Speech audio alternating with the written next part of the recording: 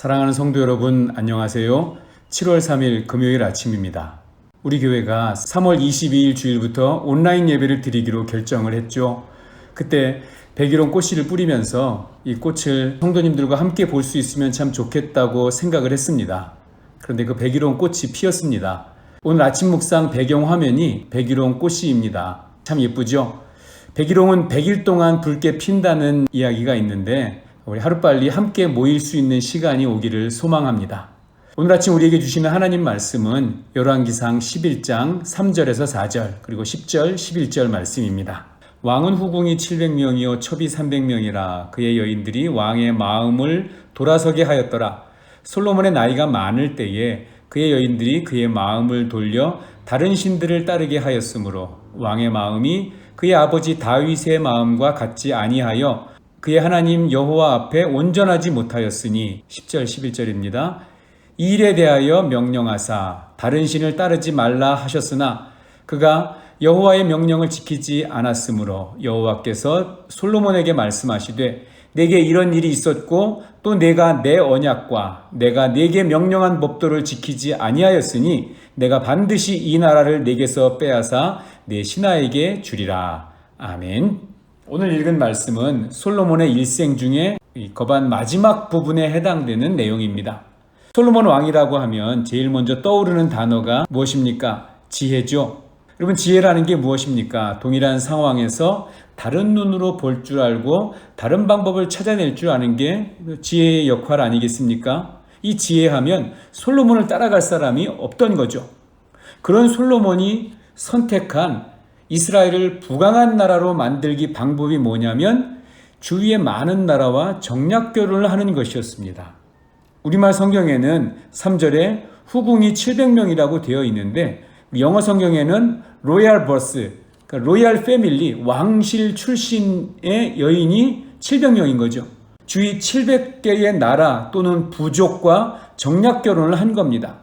그것을 11장 1절에서 이렇게 설명을 합니다. 솔로몬 왕이 바로의 딸 외에 이방의 많은 여인을 사랑하였으니, 그러니까 이방 왕가 출신 여인들과 결혼한 것입니다.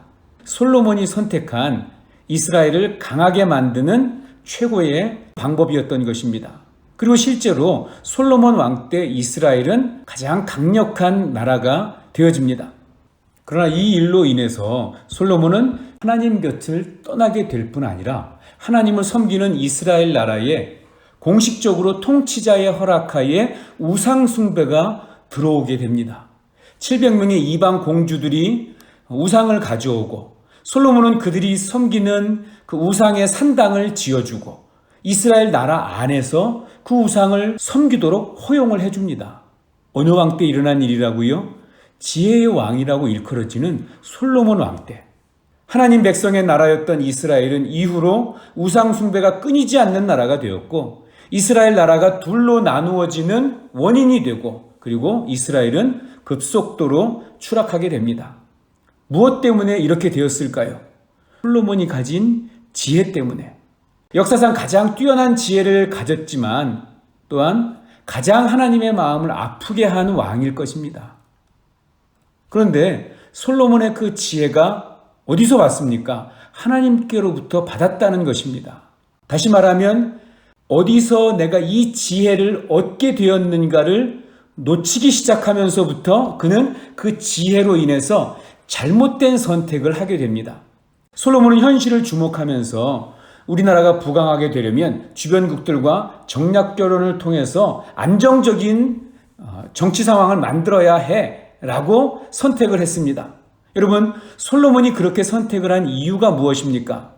그는 어느 순간인가부터 자기가 하나님으로부터 받은 지혜로 선택하는 그 선택들이 놀라운 칭송을 사람들로부터 받게 되고 큰 열매들을 맺게 되는 것을 보게 되었습니다. 그런데 시간이 지나면서 하나님이 주신 그것, 그 지혜, 그 달란트, 그 능력, 이것이 하나님을 대신하기 시작했던 것입니다. 하나님이 주신 지혜가 그에게는 하나님이 되어버린 거죠.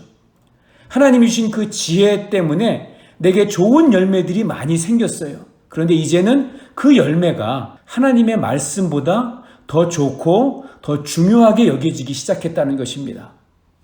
9절에 보면 하나님께서 솔로몬이 하는 일에 진노하셔서 그에게 2번이나 나타나셔서 잘못을 이야기하시고 고치라고 하십니다. 그런데 솔로몬은 이미 하나님보다 하나님 주신 지혜의 열매들을 따먹는 것, 이것이 더 좋아져 버렸어요. 세상 어떤 사람들보다 많은 지혜를 가졌던 솔로몬이지만 그 소유권이 불분명해지기 시작할 때 그가 가진 지혜는 도리어 그를 불행한 저주의 인생으로 바꾸는 단초가 되고 말았습니다. 차라리 그렇게 지혜롭지 않았다면, 차라리 그런 지혜가 없었다면 그는 이스라엘을 우상의 나라로 만들지 않을 수 있었을지 모릅니다. 그럴 뿐만 아니라 자기 자식에게 나라를 분열되게 만드는 원인을 넘겨주지 않아도 됐을지 모릅니다. 가장 존귀한 하나님의 나라를 가장 지저분한 우상의 나라로 만든 솔로몬의 이 지혜는 하나님이 주신 것을 하나님 대신 삼는 결정에서 출발한 것입니다. 가장 귀한 것을 가장 더럽게 사용했습니다. 가장 아름다운 것을 가장 추하게 사용했습니다. 하나님 주신 것을 하나님 대신 삼았기 때문입니다. 사랑하는 성도 여러분, 힘들고 어려운 상황이지만 어떤 상황에서도 항상 하나님이 중심 되시는 삶을 사시기를 주님의 이름으로 축복합니다. 기도하겠습니다. 자비하신 하나님 아버지, 믿음의 거장이었던 솔로몬의 뒷모습을 보았습니다. 하나님을 경외하던 그가 정처 없이 추락하는 이 모습은 정말 놀랍고 두려움을 우리에게 줍니다. 흐르는 세월 속에서 반복되는 일상의 그 신앙생활 속에서 저희의 믿음은 어떻게 자라가고 있는지 돌아보게 하여 주시옵소서.